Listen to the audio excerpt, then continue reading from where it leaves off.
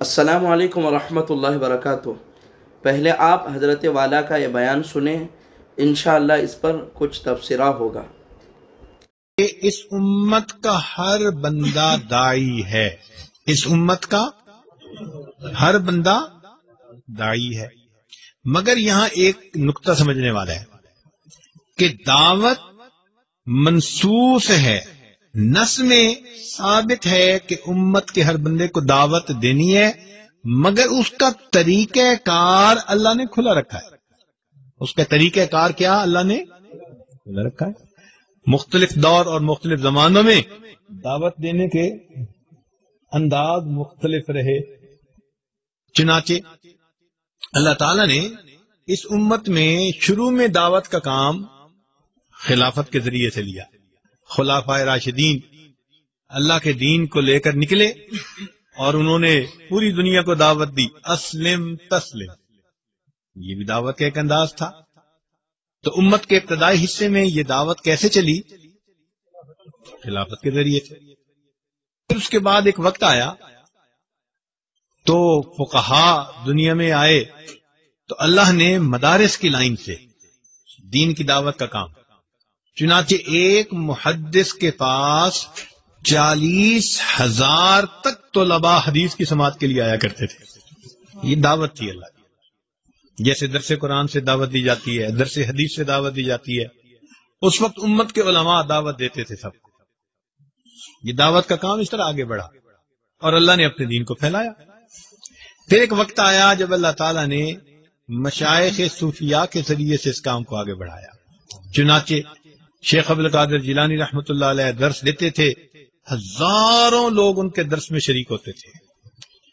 خواجہ معین الدین چشتی اجمیری رحمۃ اللہ علیہ نے ایک سفر کیا اور 7 لاکھ کافر مسلمان ہوئے، 70 لاکھ مسلمانوں نے بیعت توبہ کی ان کے ساتھ، 70 لاکھ مسلمانوں نے بیعت توبہ کی۔ یہ بھی دعوت کا کام کرنے والے لوگ تھے۔ آج کے اس دور میں عمومی دعوت، یہ دعوت و تبلیغ کے نام سے کام شروع ہے۔ حضرت مولانا الیاس رحمت اللہ علیہ کو اللہ رب العزت نے کام کی ایک ترتیب سجھا دی آج کے زمانے کے طور پر، چنانچہ سے روزہ اور چلہ اور 3 چلے اور 9 مہینے 7 مہینے سال، یہ ایک ترتیب اللہ نے ان پر کھول دی جس میں اللہ نے برکت ڈال دی۔ چنانچہ آج عمومی دعوت کا کام اس طرح سے ہو رہا ہے امت کے اندر، لیکن دعوت کو اس میں محصور نہیں کر دینا چاہیے۔ بات سمجھ رہے ہیں؟ مثال کے طور پر ایک صاحب مجھے کہنے لگے، جی آپ کے شیخ بھی کبھی اللہ کے راستے میں نکلے ہیں؟ میں نے کہا بھائی وہ تو ہر وقت سفر کرتے رہتے ہیں، ان کا تو گھر کا قیام تھوڑا اور باہر کا سفر زیادہ۔ نہیں میں پوچھ رہا ہوں اللہ کے راستے میں کبھی نکلے ہیں؟ میں نے پوچھا اللہ کے راستے سے کیا مراد لے رہے ہو؟ کہنے لگا یہ جو جماعت کی ترتیب ہے تو یہ غلطی ہے، کیونکہ حدیث پاک میں نبی اسلام نے ارشاد فرمایا من خرج فی طلب العلم، جو شخص علم کی طلب میں گھر سے نکلتا ہے فہو فی سبیل اللہ، وہ اللہ کے راستے میں ہوتا ہے۔ تو جب اللہ کے حبیب فرما رہے ہیں کہ جو طالب علم گھر سے علم طلب کرنے کے لیے نکلتا ہے وہ اللہ کے راستے میں ہوتا ہے، تو اس کو پھر جماعت کی ترتیب کے اندر محصور کر دینا یہ پھر غلطی ہے۔ یہ اکابر کی غلطی نہیں، یہ اس بندے کی غلطی ہے۔ تو جو نئے ٹوٹرو ہوتے ہیں نا، رنگ روٹ، پھر اس قسم کی باتیں وہ کرتے ہیں کہ وہ سمجھتے ہیں کہ بس اس ترتیب سے کام کرو گے تو یہ اللہ کا راستہ۔ میں نے اسے ایک سوال پوچھا، میں نے کہا کہ بھائی یہ بتاؤ کہ آپ جو سمجھ رہے ہو کہ جو ترتیب حضرت مولانا الیاس رحمت اللہ علیہ کے اوپر اللہ نے کھولی یہ اللہ کا راستہ ہے، تو پھر نبی علیہ الصلوۃ والسلام سے لے کر مولانا الیاس رحمت اللہ علیہ تک کے درمیان کے حصے میں لوگ اللہ کے راستے میں نہیں نکلا کرتے تھے؟ بھائی نبی علیہ الصلوۃ والسلام سے لے کر حضرت مولانا الیاس رحمت اللہ کے کام کھلنے سے پہلے تک درمیان کی امت بھی تو دعوت کا کام کرتی رہی نا۔ تو پھر اگر اللہ کا راستہ اسی پر ہم لگا دیں گے تو پھر درمیان کے لوگ کدھر گئے؟ تو اب وہ جا کے پھر اس کو بات سمجھ میں آئی۔ تو پھر میں نے کہا بھائی دعوت کے انداز ہوتے ہیں صبح کو جو عالم فجر میں مسجد میں بیٹھ کے درس قرآن دیتا ہے وہ بھی دعوت کا کام ہے، جو شام کو درس حدیث دیتا ہے وہ بھی دعوت کا کام ہے، جو امت کے واعظ جمعہ پڑھا رہے ہیں، بیانات کر رہے ہیں، یہ بھی دعوت کا کام ہے، جو مشائخ لوگوں کو اللہ کی طرف بلاتے ہیں یہ بھی دعوت کا کام۔ یہ انداز ہے مختلف، اس کو محصور نہیں کر لینا چاہیے۔ ہاں یہ ضرور کہنا چاہیے کہ عمومی دعوت کا کام اللہ رب العزت نے اس وقت جماعت کے ذریعے سے لیا ہے، اور ان کے لیے دعوت یعنی اس کے لیے خود بھی دعا کرنی چاہیے اور جتنا بھی ان کے تعاون ہو وہ کرنا چاہیے۔ یہ تو بات اپنی جگہ ٹھیک ہے۔ اسی لیے کہتے ہیں کہ مولانا یوسف رحمۃ اللہ علیہ حضرت مولانا احمد علی لاہوری رحمۃ اللہ علیہ سے آ کر ملے جو رئیس التبلیغ تھے، تو انہوں نے آ کے اپنے کام کے بارے میں کچھ بتایا، تو مولانا احمد علی لاہوری رحمۃ اللہ علیہ نے ایک بات بتائی، فرمایا کہ جب تمہیں اپنی بقا کے لیے دین کے دوسرے شعبے کے لوگوں کا فنا ہونا ضروری محسوس ہوگا تو یہ تمہارا گمراہی کی طرف پہلا قدم ہوگا۔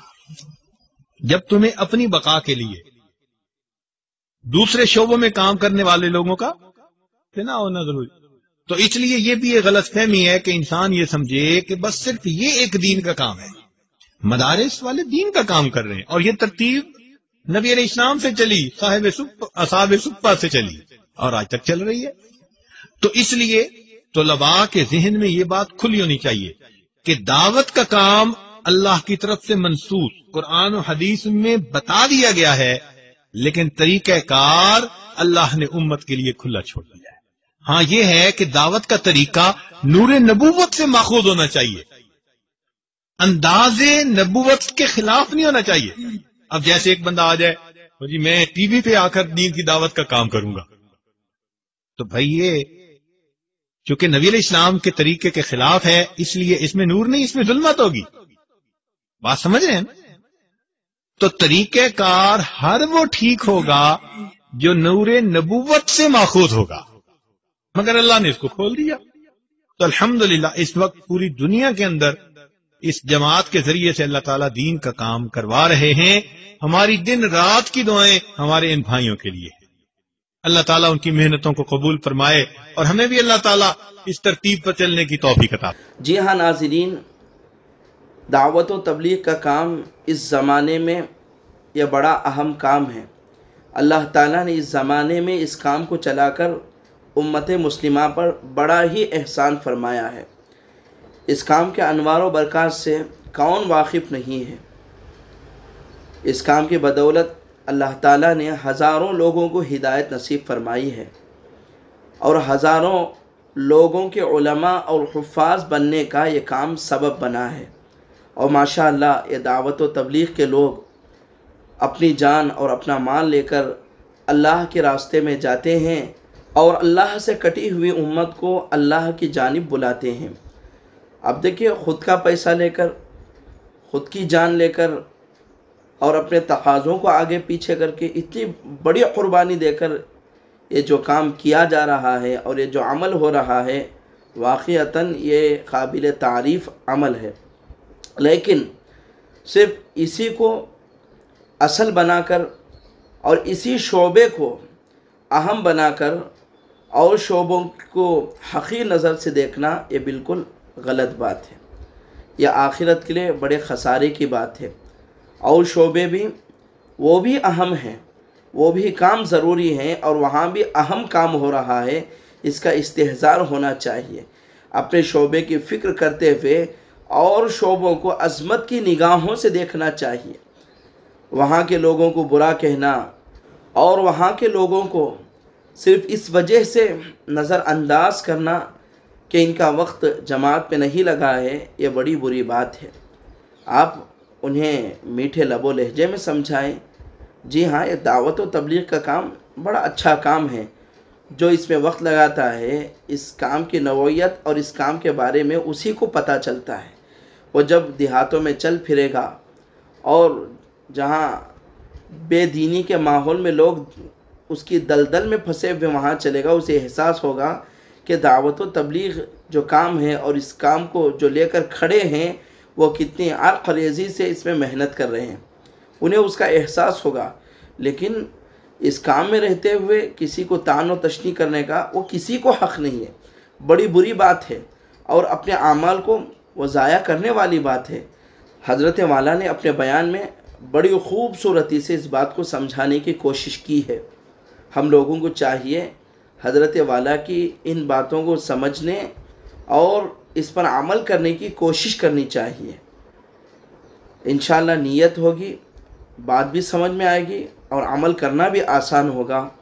اللہ تعالیٰ سے دعا ہے کہ اللہ تعالیٰ حضرت کی جملہ باتوں پر عمل کرنے کی توفیق عطا فرمائے اور اپنے اپنے شعبے میں رہتے ہوئے اس کام کو کما حق و انجام دے کر اور شعبوں کو عظمت کی نگاہوں سے دیکھنے کی سعادت مندی عطا فرمائے۔ آمین۔ جزاک اللہ خیرہ۔